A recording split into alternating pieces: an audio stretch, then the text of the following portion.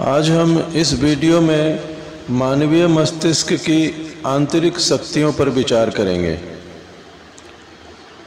मनुष्य के पास 3 तरह के मन होते हैं। एक चेतन मन होता है, दूसरा अवचेतन मन होता है और तीसरा सुपर कॉन्शियस माइंड होता है।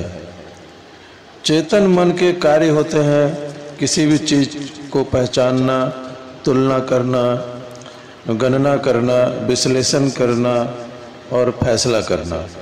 यह सब कार्य चेतन मन के हैं। और अवचेतन मन का कार्य है जानकारी को संग्रह करना, उसे खोज कर निकालना और चेतन मन के आदेशों का पालन करना। और तीसरा जो सुपर कॉन्शियस माइंड है, इन दोनों के बाहर और परे काम करता है, लेकिन इन दोनों के माध्यम से इस तक पहुंचा जा सकता है। आपका सुपर कॉन्शियस माइंड 365 दिन, साल में 365 दिन 24 घंटे काम करता है। जब एक बार आप अपने अवचेतन मन में किसी लक्ष्य या समस्या की प्रोग्रामिंग कर देते हैं तो यह आपके सुपर कॉन्शियस माइंड तक पहुंच जाता है और आपका सुपर कॉन्शियस माइंड इस पर काम करने लगता है। फिर आप अपनी दैनिक जिंदगी के सामान्य काम करते रहते हैं। जब आपकी चेतन और अवचेतन ऊर्जा सामने के काम पर केंद्रित रहती है, आपका सुपर कॉन्शियस माइंड उन चीज़ों को आपके करीब लाता रहता है जो लक्ष्य हासिल करने के लिए बहुत ही ज़रूरी हैं। अपने सुपर कॉन्शियस माइंड का सही इस्तेमाल करने पर आप किसी भी समस्या को सुलझा सकते हैं, किसी भी बाधा को पार कर सकते हैं और कोई भी लक्ष्य हासिल कर सकते हैं, बशर्ते आपके भीतर सच्ची इच्छा हो। और इस बुनियाद पर समस्त व्यक्तिगत महानता और व्यक्तिगत उपलब्धि आधारित है। इस दुनिया के कई महानतम चिंतक इस सुपर कॉन्शियस माइंड की शक्ति से अचंभित है। जब हम इससे ज्ञान प्राप्त करते हैं तो हम पहचान लेते हैं कि यह किसी अदृश्य स्रोत से आ रहा है और हमारे सीमित मस्तिष्क के पार से आ रहा है। नेपोलियन हिल ने इस शक्ति को ज्ञान का ब्रह्मांडीय भंडार और समस्त कल्पनाशीलता और रचनात्मकता का स्रोत कहा था। आप इसे जो भी कहें, पर जब आप इसका दोहन करते हैं, इसका सही इस्तेमाल करते हैं और इसे नियमित रूप से अपना इस्तेमाल करने देते हैं तो आप इतना कुछ हासिल कर सकते हैं जिसकी कोई सीमा नहीं है। आपका सुपर कॉन्शियस माइंड समस्त शुद्ध रचनात्मकता का स्रोत है। यह सारी महान कला, संगीत, साहित्य, विज्ञान की जड़ है। मोजार्ट के बारे में कहा जाता है कि वह बहुत ही कम उम्र से संगीत की रचना कर रहे थे। वे अपने मस्तिष्क में संगीत को देख और सुन सकते थे और कागज पर पेन से पहली बार में ही संगीत को बिल्कुल आदर्श रूप में लिख सकते थे। नए आविष्कारों और वैज्ञानिक क्रांतियों का श्रेय भी सुपर कॉन्शियस माइंड को जाता है। एडिसन ने नियमित रूप से अपने सुपर कॉन्शियस माइंड का दोहन करके सैकड़ों सफल आविष्कार किए।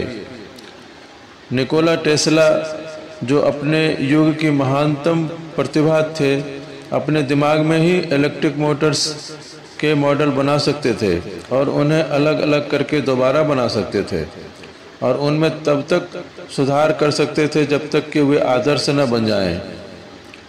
और इसके बाद वे वर्कशॉप में जाकर एक बिल्कुल नई मशीन तैयार कर देते थे जो पहली बार में ही आदर्श तरीके से काम करती थी। सुपर कॉन्शियस माइंड समस्त प्रेरणा और रोमांच का स्रोत है। जब आप किसी नए विचार या संभावना के आने पर अनुभव करते हैं, यह अतीन्द्रिय ज्ञान आभासों और ज्ञान की कौंध के रूप में आपके सामने प्रकट होती है। जब भी आप किसी समस्या से जूझते हैं और अचानक आपके मन में कोई बेहतरीन विचार आता है, जो आदर्श समाधान साबित होता है। तो ध्यान रखें, यह आपके सुपर कॉन्शियस माइंड से आता है। और जब भी आप अपने सामने आने वाली चुनौती के बारे में कोई नया अंतर्ज्ञान अनुभव करते हैं, तो इसका मतलब है कि आपका सुपर कॉन्शियस माइंड काम कर रहा है। जब आपका सुपर कॉन्शियस माइंड किसी समस्या या लक्ष्य पर काम करता है, तो यह आपके अवचेतन मन में दर्ज सारी जानकारी तक पहुंच सकता है और यह आपके द्वारा सीखी गई हर चीज का लाभ भी उठा सकता है।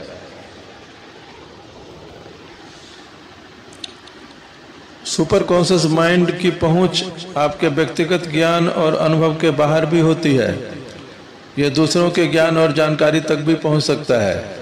यह दरअसल आपके चेतन और अवचेतन मन के बाहर ही रहता है। वैज्ञानिक माइकल फैराडे को वैज्ञानिक बनने का कोई प्रशिक्षण नहीं मिला था। अचानक एक दिन वे आधी रात को जागे और उनके दिमाग में वैज्ञानिक फार्मूले आ गए और उन्होंने बैठकर कई पेज गणितीय फार्मूले और वैज्ञानिक गणनाओं को लिखा, जो ऊर्जा के प्रवाह की तरह उनके भीतर से तेजी से निकल रही थी। उन्हें पूरा लिखने के बाद वे दोबारा सो गए और जब वे बाद में अपने नोट्स इंग्लैंड के सबसे ज्ञानी वैज्ञानिकों में से एक के पास ले गए, तो पता चला कि उन्होंने ऐसा ज्ञान पैदा कर दिया था जो इससे पहले अस्तित्व में ही नहीं था। ध्यान रखें, आप चारों तरफ से एक शाश्वत मस्तिष्क से घिरे हैं, जिसमें अब तक मौजूद सारी बुद्धि, विचार और ज्ञान भरा हुआ है, जो कभी रहा था या रहेगा। इस कारण दुनिया के अलग अलग हिस्सों में रहने वाले लोग अक्सर एक समय में एक ही विचार सोचते हैं और इस सुपर कॉन्शियस माइंड की ऊर्जा का दोहन करते हैं। ऐसे कई उदाहरण हैं जिनमें एक ही सब्जेक्ट पर दुनिया के दो अलग अलग देशों में काम चल रहा था। जब आप क्रमबद्ध तरीके से अपने सुपर कॉन्शियस क्षमताओं का इस्तेमाल शुरू कर देते हैं, तो आपको अपने विचार हवा से भी मिलने लगेंगे।